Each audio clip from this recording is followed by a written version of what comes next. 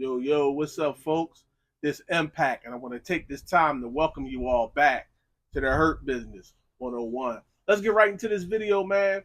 Today's video, I want to recap the fight we saw in Saudi for the undisputed light heavyweight championship of the world between Dmitry Bivol, Artur Beterbiev. Let's go.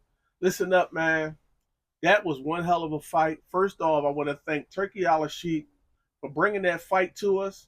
I want to thank Dmitry Bivol for coming out there, you know what I'm saying, and representing himself very well. And I also want to congratulate Artur Beterbiev for being the new undisputed light heavyweight champion of the world. We haven't had one of them since Roy Jones Jr., and I'm excited about that. Let's go. Listen up, man. This fight right here was one hell of a fight, man. It was the boxing IQ that both of these guys displayed was second to none. It was a tale of two halves. Let's break it down. I thought in the beginning of the fight, starting out in round one, I thought Bivol did a really good job of drawing that line in the sand.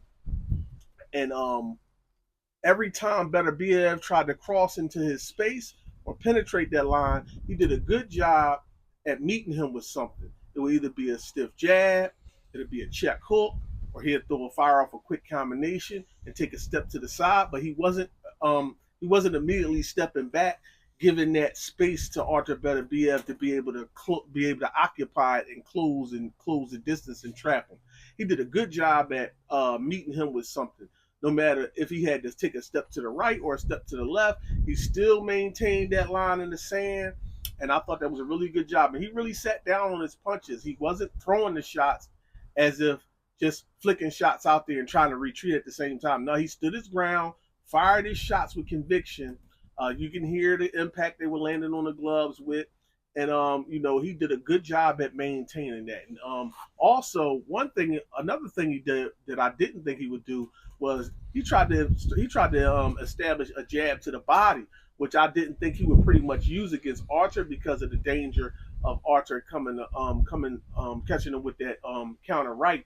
But Bivol did such a good job at throwing it upstairs enough that he had Archer in him. I could tell Archer was in a mode where he was trying to find the timing of the jab upstairs to land a right hand. And when Bivol switched it up and threw it downstairs, it was something altogether new. But he kept varying it, which was a real good job. And sometimes, like I said, instead of just throwing the jab upstairs, he would do a check hook. So he gave Archer a lot of different looks in that fight, and especially in the beginning of the fight. I'm gonna tell you what I saw though. I saw when the fourth round came, I saw Artur Beterbiev because I could tell he knew because we all saw he was down 3 rounds to nothing at the end of three. Bivol was putting on a master class, but Bivol is generally a fast starter. Beterbiev is generally a slow starter, so it was no surprise. Most educated observers pretty much knew the beginning of the fight was going to be Bivol, and Beterbiev was going to have to try to figure it out and gain momentum. That's what we all kind of figured out. And around round four was the time when Beterbiev came out and was like, you know what, I'm not getting the countering opportunities that I was counting on to be able to land something big to hurt him and then start my attack. So he just came out and just got more aggressive and just started doing what he normally does. Late he started trying to implement it around round four, but Bivol was still relatively fresh. He was still able to resist it some, and Beterbiev started touching him and making contact and get more aggressive. And at that point, even though he wasn't landing anything clean, the punches were hitting him on his arms, on his gloves, and he was starting. Since he was making more contact, it was starting to force Bivol to put his earmuffs on a little bit, and the shots were forcing him back and Beterbiev would quickly occupy that space, trying to cut down trying to shrink the ring. You know what I mean? He did a good job at. He wasn't able to get big chunks of the real estate closed in on in the beginning of the fight, but whatever Bivol relented and gave him, he stepped into the space immediately and started to throw more short, heavy shots, regardless if they were landing or not, just to be able to get him to continue moving backwards and keeping his earmuffs on, occupying his hands and pushing him back so that every time he stepped back a little bit, he can close that. he could close basically that space right there. He could occupy it. He did a good job of doing that. And basically the fourth and fifth round, I saw that he was leaning towards that. But like I said, Bivol was still relatively fresh. He was still able to stop him at times when he felt like Beterbiev is getting too comfortable. He would stop, fire off, sit down on the shots, throw a hard combination here and there, just to keep Beterbiev worried. Because even though Bivol is not known as a knockout puncher, he does have enough pop that you got to respect him. You know what I'm saying? And that's what I saw going on in the for the first half of the fight. And when we got to the sixth, I could see Beterbiev stepping on the gas even more, started trying to apply more pressure, getting into space. And there's a narrative that it was Bivol was landing all the clean shots and Beterbiev wasn't really landing clean. But here's the thing: Bivol wasn't landing a bunch of clean shots. A lot of those shots were, the thing is, his shots are more elongated, they're more flashy, and they're more showy, and he whips them out with more speed and fluidity. You know what I'm saying? So, and then when they land, they already elongated. So you see the full range of motion of the punch. You hear it cracking on the gloves, cracking on the arms and stuff like that. And it gets the crowd's attention, it gets the judge's attention, it gets the spectators' attention.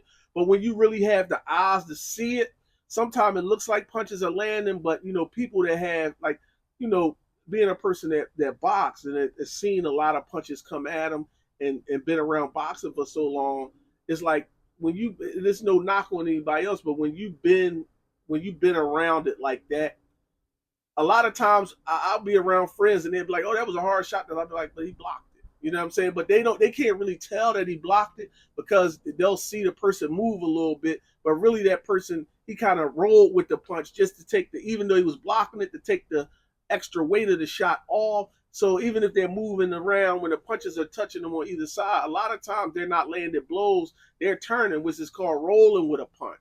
So a lot of times, just the average fans or people that are not really familiar, when they hear those sounds and they see those punches whipping out, they assume that person is landing clean shots when they're not. Artur Beterbiev also wasn't landing a lot clean. He was landing a lot of short shots, hitting them on the gloves and hitting them on his arms.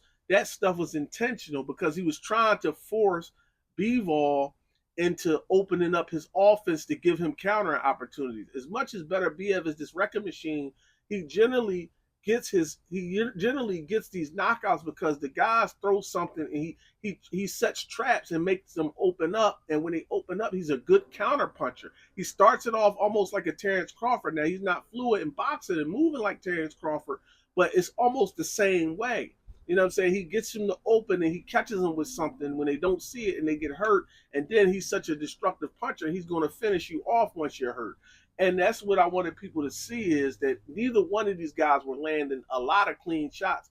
But when Bivol did land his clean ones, they were a lot more snappy. You would see the head snap a little bit.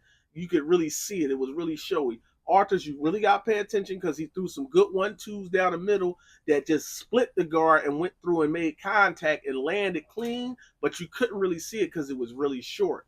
You know what I mean? And I thought in round 7, where the fight really started to shift in Arthur's direction, because I think all observers recognized that the first half of the fight was being won by Dmitry Bivol. Like I said, it was a fight of two halves. The second half, when we got to 7, I was saying before, Bivol needed to be very calculated in throwing his combinations and not get greedy. You know what I'm saying? But it was one sequence when he was doing well in the beginning of the round in 7, and he started to get comfortable. He started to catch his rhythm, and he threw like a 6-punch combination. And right when he went to get to somewhere near the 5th or 6th punch in that combination, he got touched by Bivol with a short shot, and it didn't look like a really hard shot. It looked like a glancing shot. It touched him. And from that point forward, the rest of the round, like the last 2 minutes or so of the round, he was completely on the defensive. And a lot of people, they weren't sure, like even listening to the broadcast, they weren't sure what was going on. They were just saying he's covering up, he's moving. But I saw it, that punch bothered him. You can tell when a guy goes from, throwing his shots to stop a guy from coming forward and picking his punches and stuff like that, to not throwing, and you could tell the body language just looked like something changed. and it was that short shot. And from that point forward, it was a lot of Bivol starting to really recognize that that power from Arthur was real. Some shots getting through, some shots not. And I'm gonna tell you what did impress me about Bivol. It was several. I said to a lot of people that it was going. Bivol was going. This fight was going to get tricky. When Bivol was going, it's going to come a time he had to make a decision. And I saw in that fight between 10 and 12, he was really having a conversation with himself. It looked like it sometimes he was just ready to quit, like just ready to let go of the rope. Like, the pressure was mounting.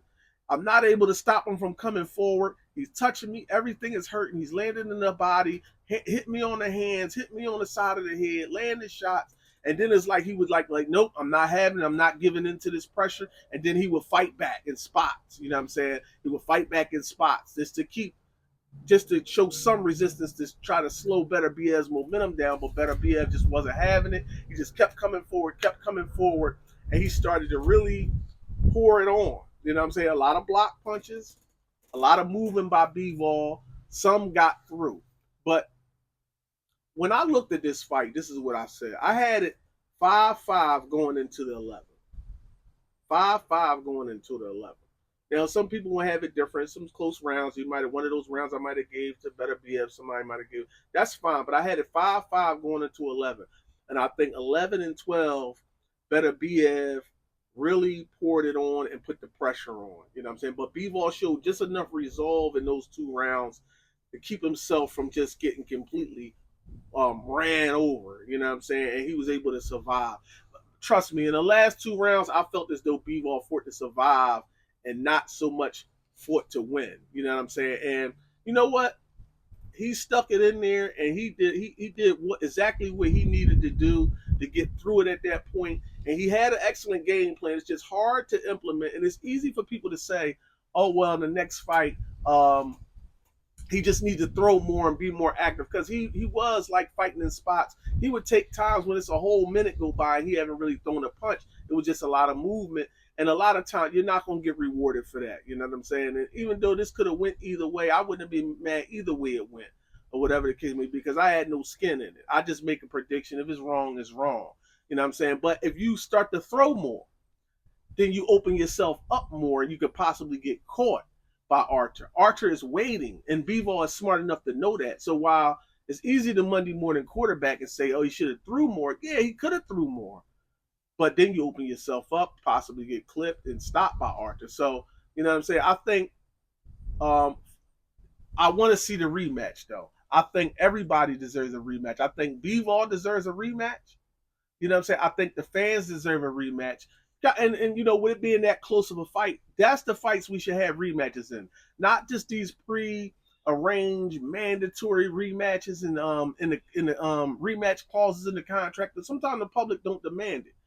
We need this one to be a rematch. Because I felt like this one was close, and I felt like it could have went either way. Even though I had it 7-5, or you know what I mean, or I could have even seen a Joan when it was 6-5 Beterbiev in one round that was tied. You know what I'm saying? So it was that close. We deserve that rematch, and I hope we get it, man. But I'm gonna tell you my impressions from the fight before I close this thing out. A lot of people like Eddie Hearn, he made believe that this fight is going to be a whole different fight than the last one. I'm not so sure. I think we need to pump the brakes on that. We're not so sure. This fight could take off, and it could be like Ward Kovalev 2, where this time, even though Bivol is considered the pure boxer like Ward, um, but Ward is kind of rough, so he's not exactly just a pure boxer. He gets rough in there. It could just take on round 13. It could start at round 13, and Beterbiev found how to cut the distance on Bivol and just says, you know what, I don't have to worry about him really hurting me. I'm going for him right away. And he can start pouring it on. I don't know. What I walked away from that fight thinking is I'm not sure like if Bivol can give it to us again. He has any more to give to us with that opponent. Like I felt like the body language after the fight, it looked like he was relieved that was done. You know what I'm saying? And it kind of felt to me like I know Archer can give us that again. Archer always gives us that. He's sometimes down on the scorecards. He comes back late, puts the pressure, and finally breaks his opponents and gets them out of there. like he did with Gosvick, and other fighters. He's done that too. We came down and stopped them late. You know what I mean? He can give us that, but I'm not so sure that Bivol can give us that again against that opponent, because I did see moments when it seemed like he was ready to pack it in.